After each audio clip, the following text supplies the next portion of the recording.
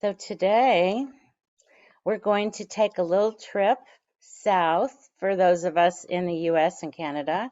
We're going to go to Mexico and Guatemala, thanks to our wonderful presenters, who I'm going to introduce you to in a minute. First, I want to give a little commercial for Weave a Real Piece, the organization that's sponsoring this. Just so that in case you're not familiar with WARP, I've got a little screen up here. It's weavearealpiece.org if you want to look on your own media to see it. Our organization's about 30 years old. We are people who are members from all over the world who care about improving the quality of life for textile artisans. We'd love anyone to join who's not currently a member. We sponsor these monthly presentations from some of our members. And we also have an annual conference. This year it's going to be virtual again, but you can learn about all of that on our website. You can also see some of our previous monthly presentations. If you want to take a little trip outside your everyday life, you can just watch one of those presentations on our YouTube channel. You get there by just going to the homepage and pressing that button.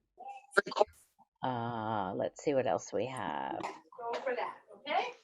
On here. Oh yeah, we have a directory online of textile artisans from around the world. So if you're looking for inspiration for gifts for that special someone, you can go there too. So welcome again. We're going to go ahead and get started on today's presentation, which, let's see if I can find it by clicking here. There we are. Continuing Textile Traditions. This is Guatemala and Mexico.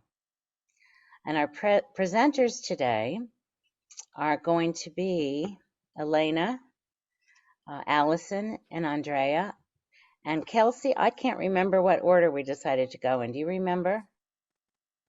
I believe that Allison will be presenting first. Okay.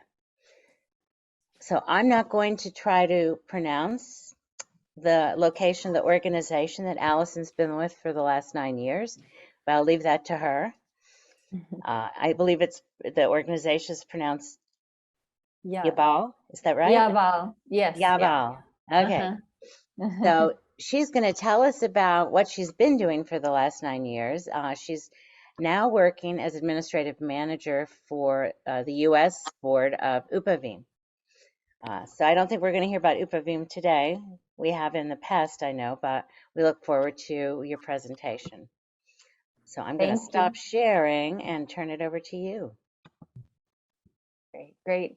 Hi, everybody. Nice to meet you. So I'm Allison. I've been the director of Yabal for the last 9 years, and I'm currently transitioning out of that role, and local staff are taking over. And I've started helping the board of directors of UPAVIM in the US, as Judy mentioned. So I'm going to share my screen here, and I'm going to talk mostly today about Yabal, and who we are, how we started, and what we do. So Yabal, we work in. Oh, there's a bit of echo. Okay. So we work in. Let me interrupt you just real quick, Allison, to say we're going to take questions at the end of Allison's presentation. Sorry, I forgot to say that. If you have something on your mind, definitely put it in the chat. I'll monitor the chat and make sure that she answers the question once she finishes her presentation.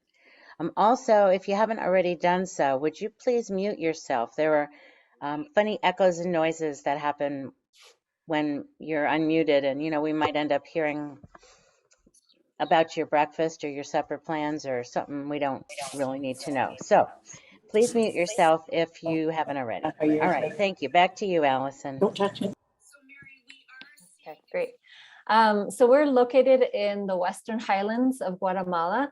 Our office is in Xela, also known as Quetzaltenango. And our weavers, we work primarily with backstrap loom weavers in the area of Santa Catarina, Ixtahuacan. This is a photo of beautiful sunrise over the mountains there. It's one of the highest places of altitude in Guatemala where our weavers are. And here's just kind of a map of where we're located in relation to the whole country of Guatemala. So that's where our weavers are in Santa Catarina Ixtahuacan. And here is the city of Quetzaltenango, where our office and store is. So I wanted to just share kind of the beginning of how we started. We really started as a NGO that responded to Hurricane Stan that destroyed a lot of Guatemala in 2005. There was lots of landslides, mudslides, flooding. These are just photos of that time. So the communities that were living in the area further down the coast of Santa Catarina Ixtahuacan had to flee their homes during that storm and relocate to this area that's really high altitude. It's nicknamed Alaska because it's really cold and high. And they relocated to government donated lands.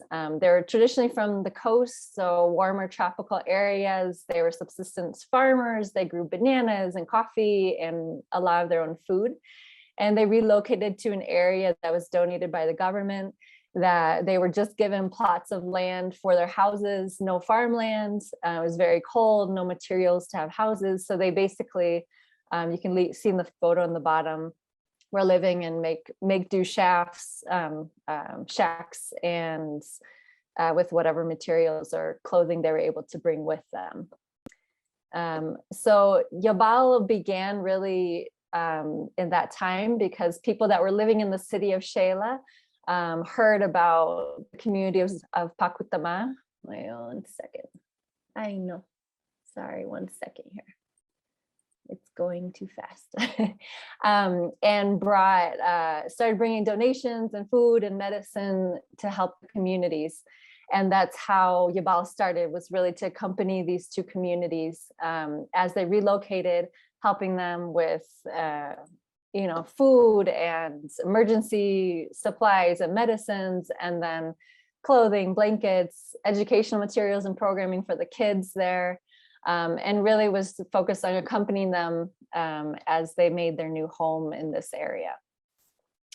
In the beginning, we really focused on infrastructure projects. So we helped build 50 houses in the communities, built a medical clinic for the two communities. These are the original houses. You can see the photos up here of how they were living. And then down here is the housing that we were able to build with the community. There were two separate communities, but they both got relocated together. So on one side is Pacutama, the other side is Chuicutama. They're all together, but they are kind of distinct communities. We began the weaving project in 2008 because as I mentioned earlier, the communities were subsistence farmers mostly, and they suddenly found themselves without farmland or without job skills in a rural area far from commercial centers. Women in particular don't have much education. Many of them don't speak Spanish, but speak Quiche, which is their Mayan language. And so the women approached Yabal and asked for us to help them sell their weaving, because they traditionally do backstrap loom weaving. And we began slowly selling some products out of an office in Xela, and started working with the women to really create the business and help them create their cooperative. So things like, normally this weaving is something they do to make their own clothing, to make their weave peels, clothing for themselves, for their family. It's very creative. So every time they weave, they are inspired by whatever color they want to put, whatever design, which is very different from a commercial mindset where you have to have, the same sizing, the same colors, the same pattern. So converting a traditional art form into a business took a lot of work with the women, and also helping them with administrative stuff, such as organizing the cooperative decision making, the board of directors. How do they set prices for their products? How they calculate how much thread, how much the cost of materials will be.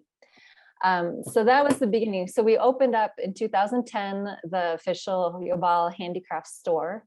And the goal is really to create a sustainable income for Mayan women through the sale of their weavings.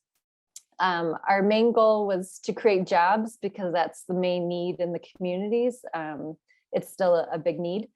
And then we also continue doing other social programs as we're a nonprofit as well. And women, we really focus on indigenous women in rural communities. That's our mission. And women in rural communities, they face a lot of challenges. Most of them have very little education. A few of the women in our cooperative have elementary school education. Very few have high school, and a large majority don't have hardly any education. There's a lot of illiteracy.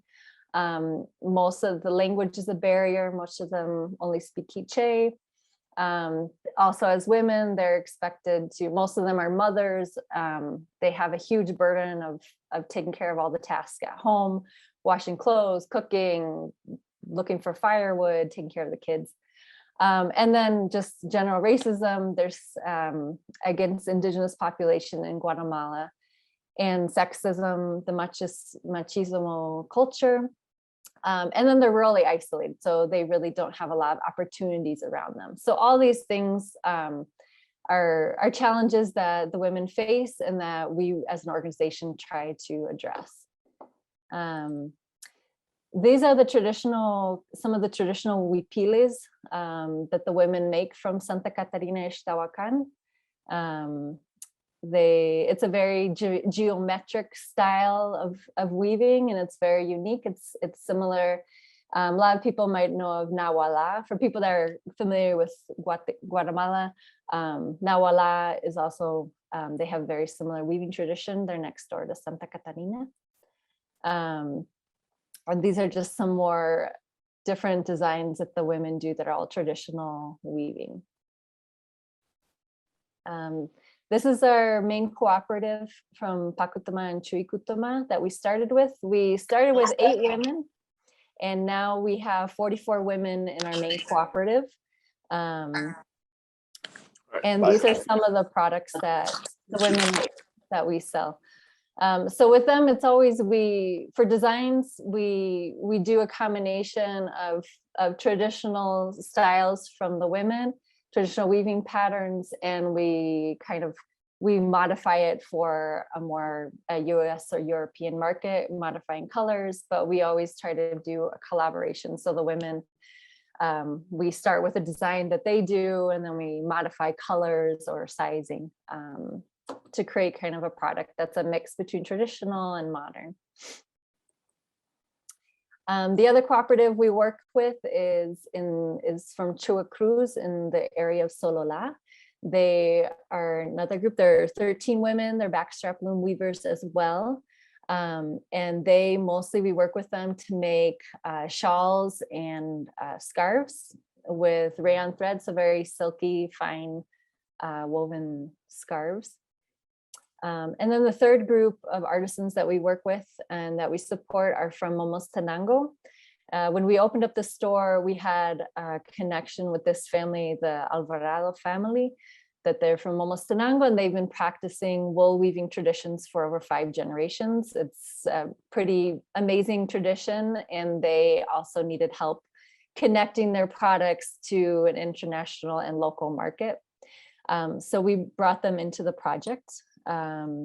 And they do the whole weaving process. So they card the raw wool from local sheep here in Guatemala. They spin it on a hand crank. A lot of their tools have been in their family for generations. They then hand dye all the colors using local plants. For instance, the green is from chilca, the purple is from elderberries, the orange is from a plant called lion's beard. And then they weave the wool rugs and blankets on the foot loom. And this is a brush made with thistle plants that they use to hand felt all the blankets. So they boil them after they weave them, dry them, and then they hand felt them. And these are some of the finished products that we offer at Yabal. So aside from our our textile project, we also invest in social programs. So we have a new mothers fund. So women weavers that have babies, we pay them a maternity bonus so that they have money for when their child is born and they can afford not to work for those couple months. We also, during COVID here in Guatemala, the government imposed a pretty strict lockdown for 3 months. And during that time, our weaving communities were basically cut off from transportation, from commercial food centers, from places where they could access food. So we brought out food donations every 2 or 3 weeks for those 3 months. And we're really happy to be able to do that. We also do some reforestation work. That area of Santa Catarina, Ixtahuacan, there's a lot of the forest, there's a lot of deforestation there because of overpopulation and cutting down trees for farmland. So the one community of Chuykutma, they organized to buy a mountain, basically a little mountain that they've been slowly reforesting over the last few years with Yabal's help. So here's our photos of the reforestation work. We also do educational scholarship for kids, children of the women weavers each year. These last couple of years during the pandemic, we used that money to pay for monthly internet for the children so that they can attend classes through online still. This year, we also have been doing a food security project where we trained women on organic vegetable gardening and accompanied them to create a vegetable garden in the community so that they had local access to food. And it was also a way for the women to earn more income. And tied to this, we do a lot of business workshops, teaching the women administrative skills and business skills of how to manage their own business. In this case, the organic vegetable production, they started a small produce store in the community to help earn money as well. And then each year pre-pandemic, we tried to take the women, the weavers, on a trip to different tourist places in Guatemala so that they can also get to know their country, get out of their community. So these are just some photos. We took them to Chetulul, which is like Disneyland in Guatemala. So these are just some fun photos from that trip. And so, yeah, the benefits to the women that we've seen over these last few years are there's been increased gender equality within the community. So a lot of women have shared with us that their husbands are now helping take care of kids, helping make food when they see that the women are working on weaving orders, because there's much more sense of the women as well as men are contributing to the family's economy, that the women have a say because they're also earning money for themselves, for the family, for the food, for their kids' schooling. There's also, we just see increased empowerment and self-confidence in the women that join the group. It's a very powerful thing to be your own business, to have your own business and to be able to earn money on your own without the help from anybody else. And there's just been increased opportunities for the women and for their kids as well. And that's kind of my short presentation, but I'm really happy to answer questions if anybody has questions or comments. And thank you, gracias, Maltiosh is the word for thank you in Quiche, which is their traditional language. That was a beautiful presentation, Allison. Thanks. I have one question before we go on to the next speaker. I'm curious about funding. Does the sale of textile products provide the funding to support all these other programs, or do you rely on donations and grants and that sort of thing? So it's been, so in the last 9 years or so, it's been a long process of, our goal has always been to be economically self-sufficient in terms of just from the sale of things that we can cover all the costs of the administration. So we've always depended on grants and donations, mostly for the social programs and to also help with some of the administrative costs to manage all the rent and all the administrative costs. But I would say right now, we are economically, our textile business and the administration, everything is all run through textile sales. And then our social programs, those we still receive grants and donations. Our goal is to get to a point where we can not depend 100% on outside funding for those. We would love the textile business to get to a point where it's making a profit to then use that profit for the social programs. So But yeah, if someone wanted to purchase textiles, where would they go? You can go, the website's on the screen, it's yabal.org, and you can buy products there, and you can also contact us. Our email is down there as well. It's info@yabal.org if people want to contact. Great. Okay, one last question, and that is, what breed of sheep are you raising? Are the women raising? Actually, I don't know their full name. I probably should.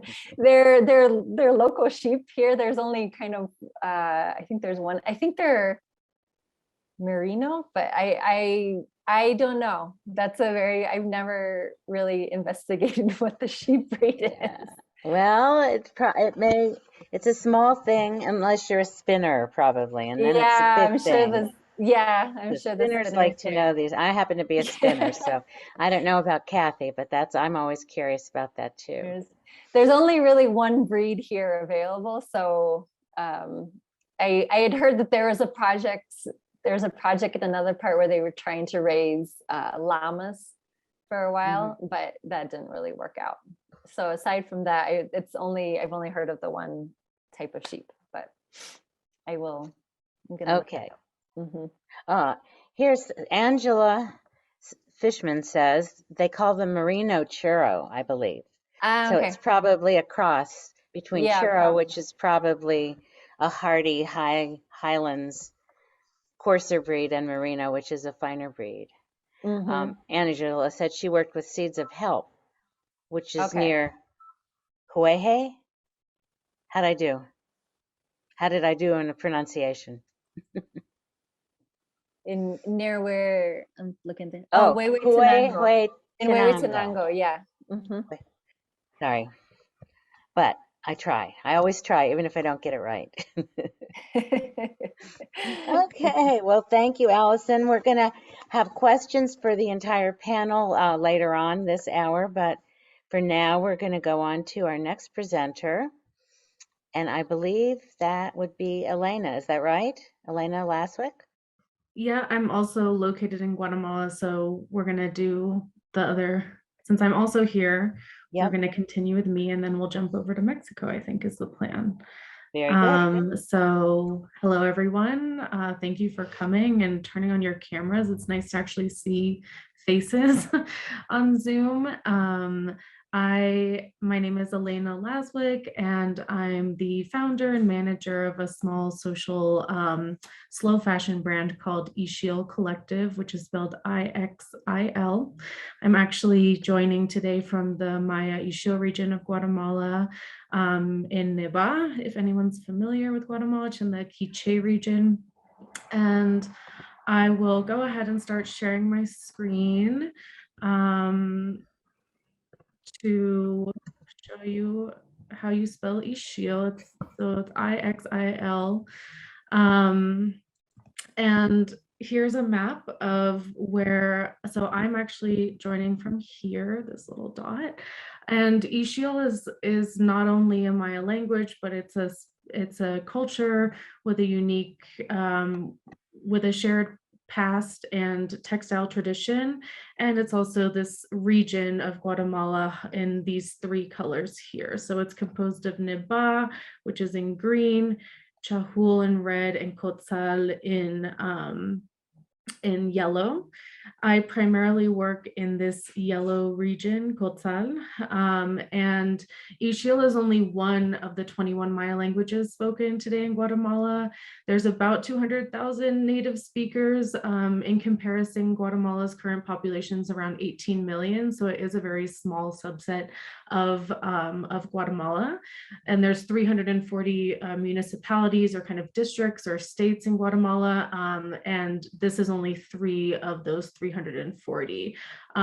Many of the region's inhabitants are now in the US, specifically in Virginia and Ohio, with more people going there for improved wages every day. A lot of the region's recent growth has been due to the money sent back by those workers in the US.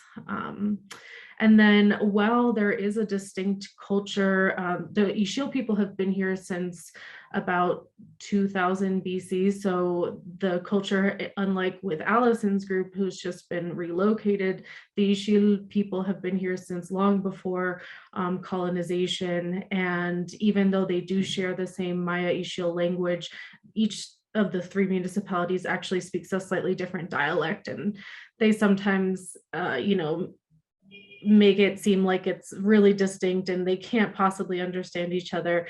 I don't speak Ixil, I only speak Spanish, so I'm not sure how true that is, but it's something that they kind of like to joke and make fun of each other about how people say different things. So in this specific region, like in all of Latin America and the Americas, obviously it's been irreparably impacted and changed by the colonial subjugation, which started around 1500.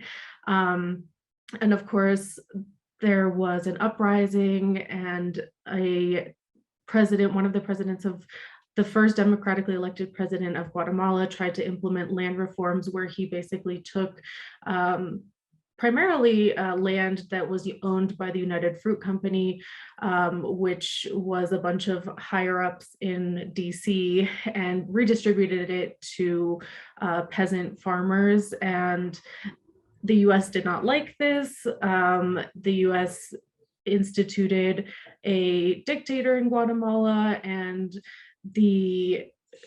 dictator changed from dictator to dictator from 1960 to 1996. Specifically here in the Maya Ixil region, it was more impacted by the genocide that ensued primarily in the early 1980s. About 90% of Maya Ixil villages were just razed completely, like literally burned to the ground. Inhabitants were driven out of the mountains and kind of driven into these established communities that were controlled by the military. People were forced to prove that they had converted to evangelical Christianity in order to not be murdered. And it's estimated that at least 7,000 Ixil were killed, and at least around 30,000 forcibly displaced during that time. So in all of Guatemala, about 200,000 indigenous people were impacted. And so, as you can see, the Ixil numbers of around 30,000 was a large part of this. And since 1996, Guatemala, specifically the Ixil people, have managed to actually bring this genocide to trial, and it has been recognized in national courts as genocide.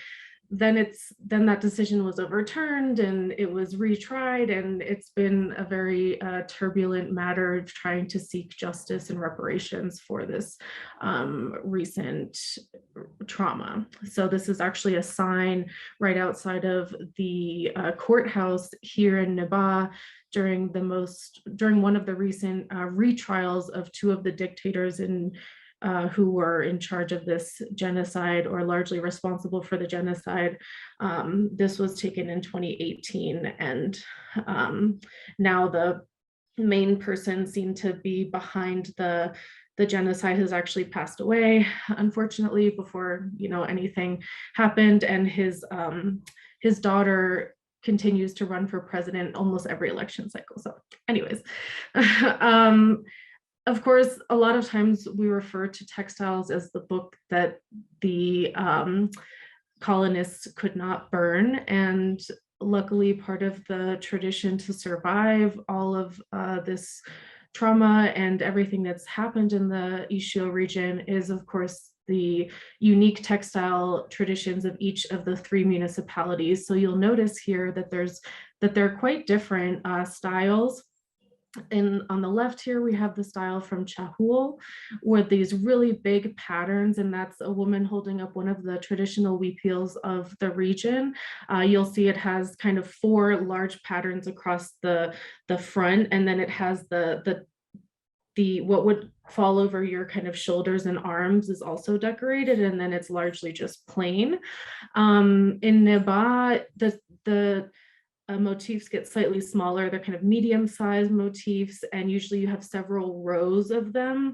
And the weepeel, instead of being just 2 panels like it is in Chahul, is 3 panels. So this is kind of one of those 3 panels on the backstrap loom. And then we move over to the right and we get really small with the motifs, very much more geometric looking and very full and detailed. And this is the traditional technique of Quetzal, which also includes a traditional hand embroidered neckline. And these 4 kind of corners that you see here are representative of the kind of 4 cardinal directions and in the Maya cosmovision. So these styles are all still woven and worn in the Maya Ixil region to this day, which remains about 70% indigenous, although there's a lot of non-indigenous Guatemalans who have come here to work or to live, and very few just non-Guatemalans like myself who have also landed here for some reason or another. So now I'm going to show a short little video to try to kind of place you in Guatemala, show a little bit of what the work looks like on the ground, and talk a little bit more about Ixil Collective, Ixil Collective's work. So here we go. Hopefully we can all hear this. Let's turn up my sound.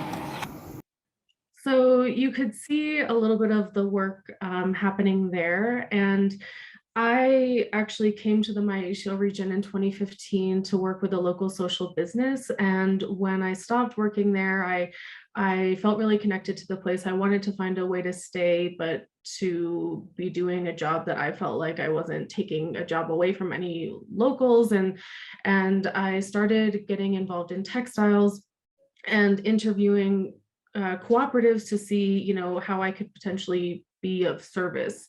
What all of the cooperatives kind of said was, we just need more consistent sales. And I had seen a lot of the textiles from this region, like this one on this bag that you see here, that feature, you know, textiles from this is from Neba.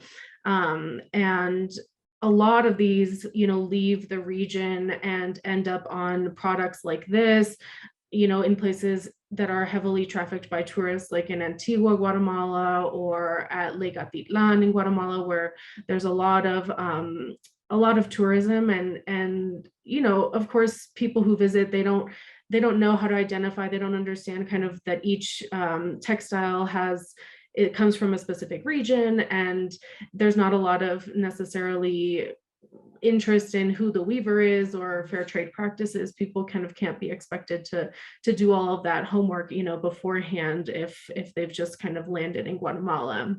And it's very overwhelming in terms of all the colors and the textures and the patterns. And so, of course, something like this is really beautiful and eye-catching.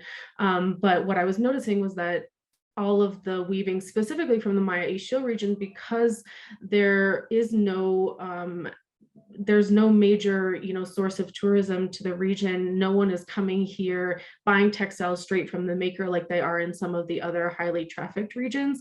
So these are all primarily being sold through middlemen and women. So a textile like this that you see on this small purse might be maybe on and I'm being generous, maybe $10 may take back to the weaver, but it's more like probably $3 to $4. And in this specific example, the actual product price to the consumer is $295. So that just seemed ridiculous and unfair to me.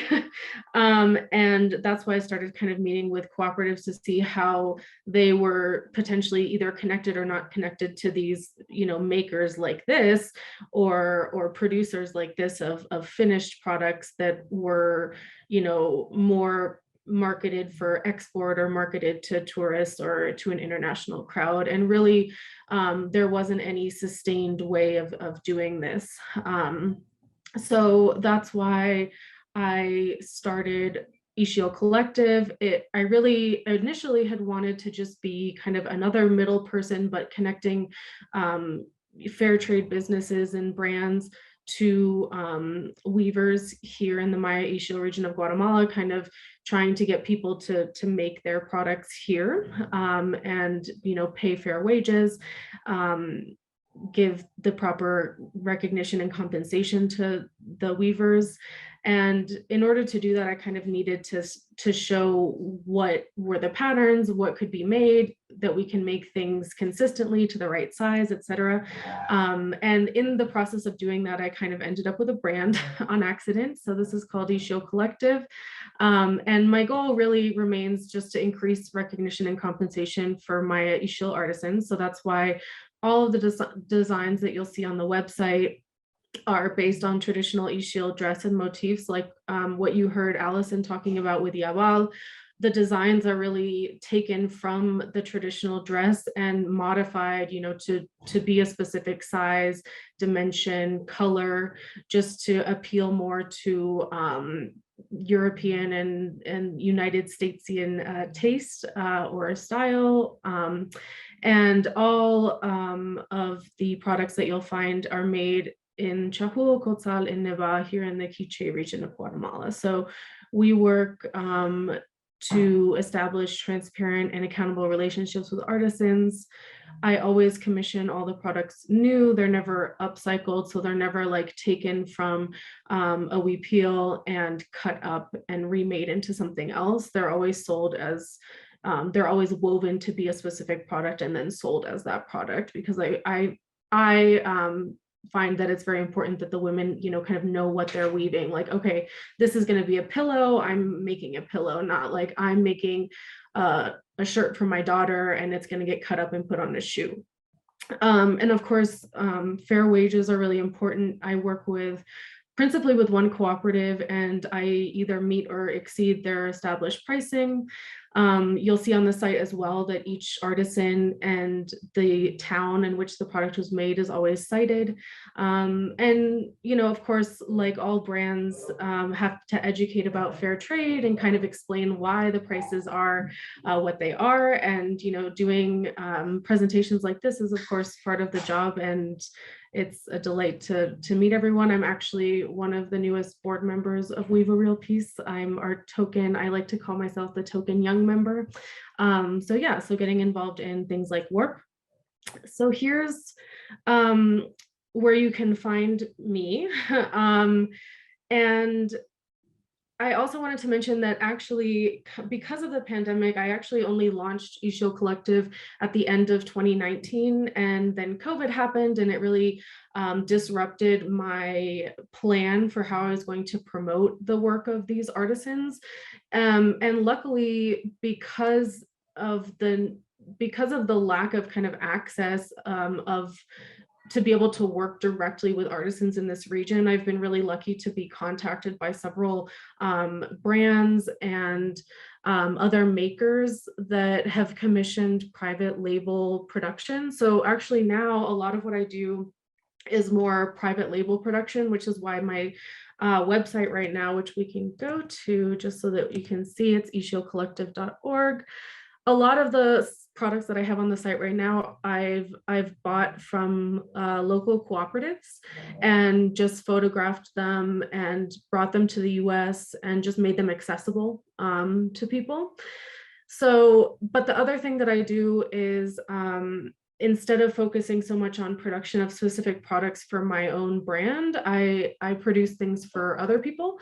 So again, a little example of this is, you know, taking a design like this, which is just a close-up of something of a traditional huipil or blouse from Quetzal, and this is kind of like in action, going and we visit weavers, we check measurements, we make sure everything's the right color, the right measurement. Again, the photo that I showed at the beginning there is, you know, I printed it out, and these are kind of two sample photos, and this weaving is from Quetzal. So it's, you know, going and saying, okay, this is the town that's kind of that invented this style, we're going to get it made there. And so the brands that have found me, or the people that have the patience to work with us, you know, recognize that it's important to kind of try to get these styles replicated in the towns that they're from and credit them accordingly. So again, it's kind of like going with the weavers, checking on sizes, checking on colors, trying to communicate between the brand or the designer and the weavers, all of the, you know, minuscule product specifications.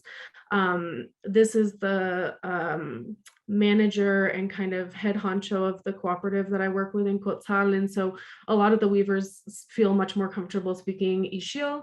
And so she kind of goes and we have like a translation, a three-way translation from Spanish into Ixil, and she kind of translates all of the specifications so that the weavers understand them. And again, it's the nitty-gritty like thread counts and all of this stuff that are necessary in order to create a finished product that can then be featured on someone else's site.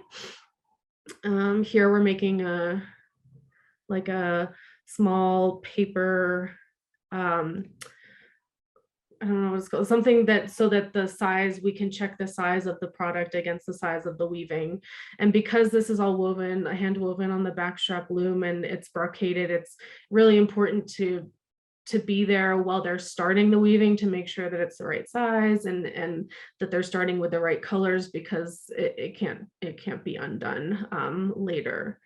So this is kind of an example, checking on the size. This one did not come out correctly, but stuff like that. And here's me with Concepcion at the cooperative. She wanted to take a photo. So yeah, so that's a little bit about the work. Again, the website is ixilcollective.org, and you can always message me through the site.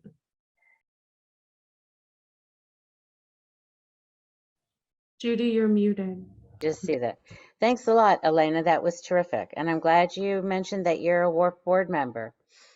It's hopefully you won't continue to be the token young person. We'll recruit more young people from among the people doing great work these days. I do have a couple of questions, but I want to keep that short because I also noticed the time. It's already quarter till the hour, and we have one more presenter to go. So one question was, do the weavers use mostly cotton? I think the answer is yes. So Yes. that's a quick one to answer. And someone wants to know the name of the loom. And is there a basic loom that most weavers in your area use? That's a backstrap loom that's either parts of it are bought and parts of it are foraged, like just little sticks or even sometimes tubes like that would be for water have been used. I've seen them. Mm-hmm. Okay, thanks, Elena.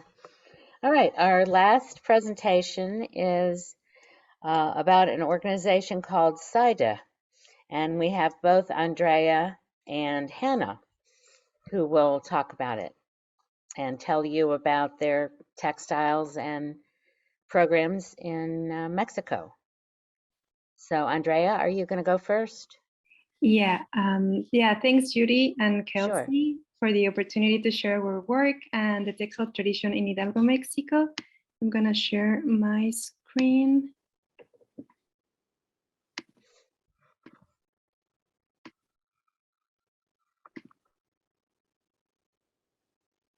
Okay. Okay, hello everyone. I'm Andrea Muñiz, Digital Communications Manager at CIDE. And today my colleague Hannah Benson and I will share with you the textile tradition in Hidalgo, Mexico, which is an important cultural and economic element for women in this region. But before starting, I want to say that today in Mexico is Artisans Day, so this is a really nice way to celebrate it. Okay, let's start. Who we are.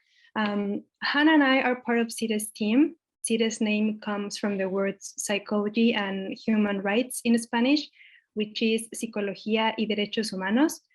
We pronounce CIDE, here you can see CIDE.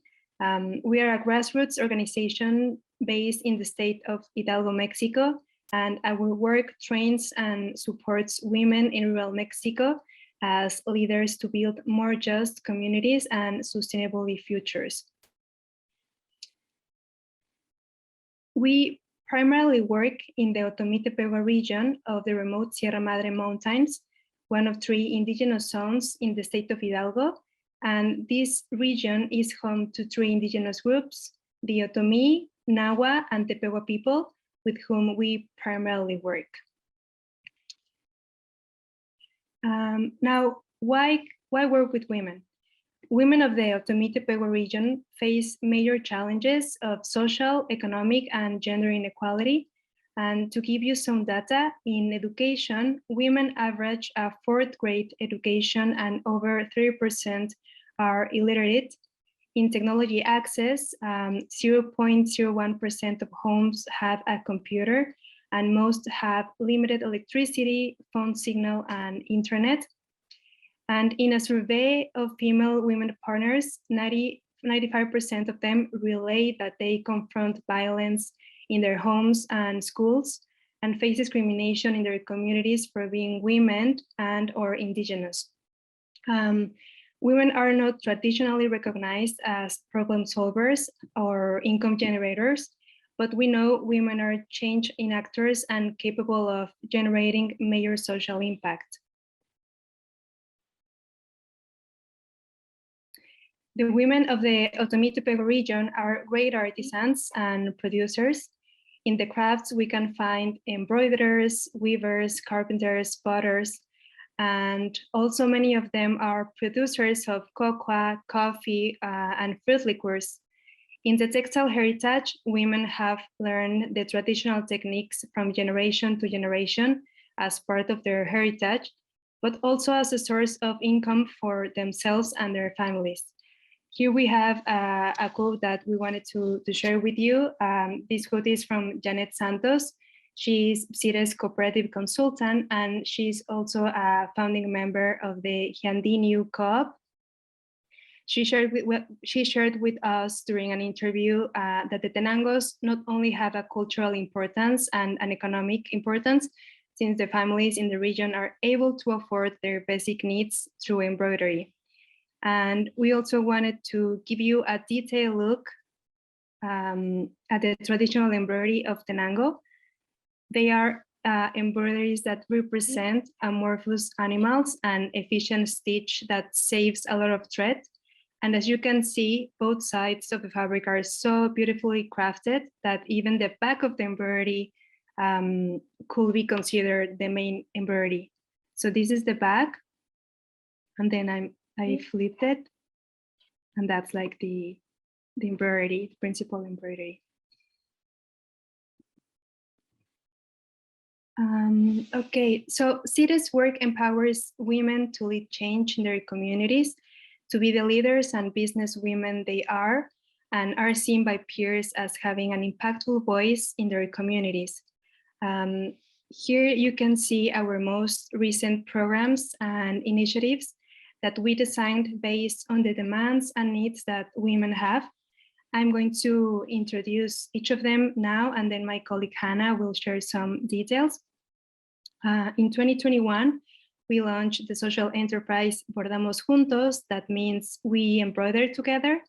Then at the end of 2021, we launched Cuando Amanece initiative, that means when the sun rises. This was a seed fund for women's local projects.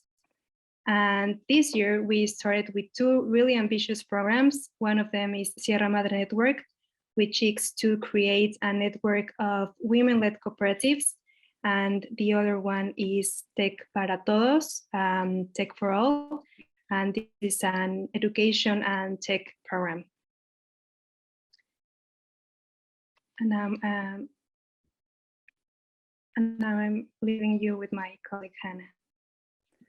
Thank you so much, Andrea, and thank you all for being here today. My name is Hannah Swenson. I'm the Sustainability Coordinator here at CIDE. I also wanted to make a note here. Bordamos Juntos is a program that we can now recount. We launched it actually this time last year on Women's Day. But in February of last year, I joined WARP and started reaching out to a few members. I think a few of them are here today. I talked to a woman named Sarah and a woman named Phyllis. So shout out to you both for your support. I feel like we learned so much in the last year, and a lot of that was thanks to this network. So now we can say we have a social enterprise, but this time last year, I had no idea how to do it. Bordamos Juntos, yeah, I mistranslated it. It is embroidering together, not as much weaving. Bordamos Juntos is our organization's social enterprise. And as you can see, we have various textiles, embroidery and weaving from the region, with direct sales benefiting our women partners in rural Hidalgo. And I believe we can share the online platform Etsy, so you can check out our inventory. We have a very limited collection now, but as we continue on, we'll definitely add more to our collection. But we'll share the link there. Andrea, feel free to switch the next, thank you, slide. Okay, so as I said before, Bordamos Juntos strengthens women artisans and their families through direct personal income. All of the rest of the funds that we make go back into programming. We also have been able to offer leadership training, tools, and support through this social enterprise.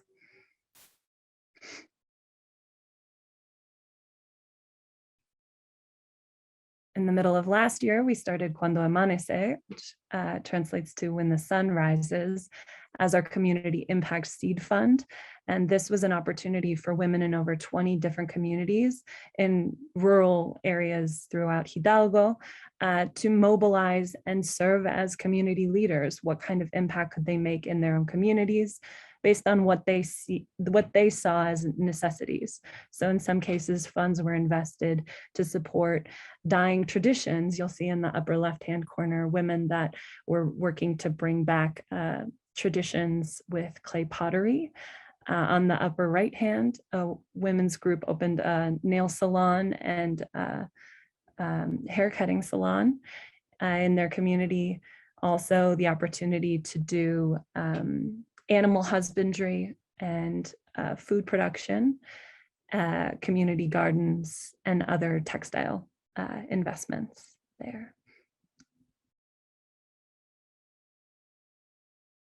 At the end of last year, we worked with 23 groups, 164 members, and an investment that totaled around almost 10,000 US dollars.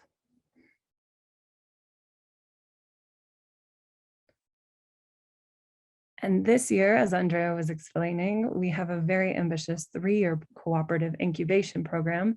We call it the Sierra Madre Network. There are 4 municipalities that we work in primarily. So we're uniting them, the 4 municipalities, in a regional network.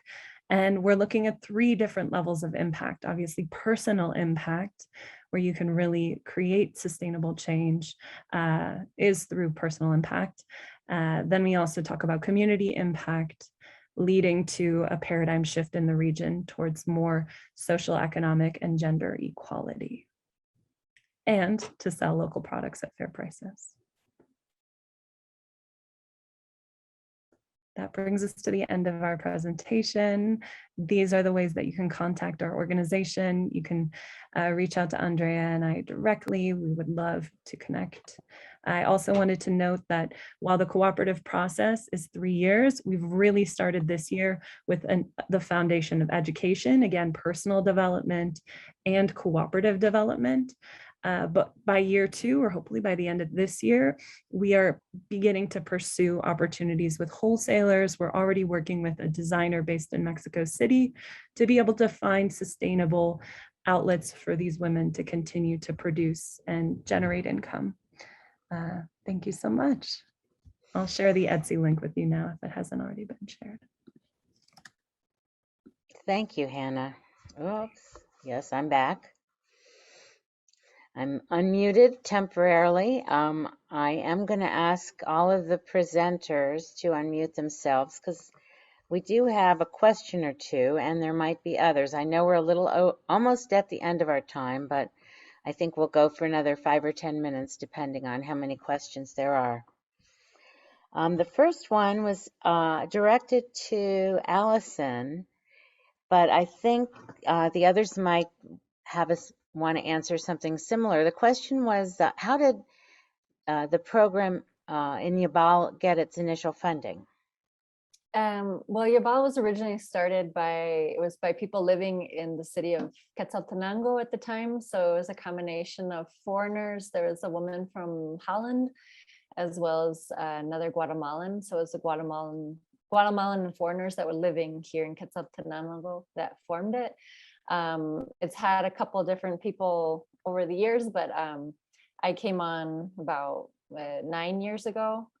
So before me, there was another woman from Belgium that was involved.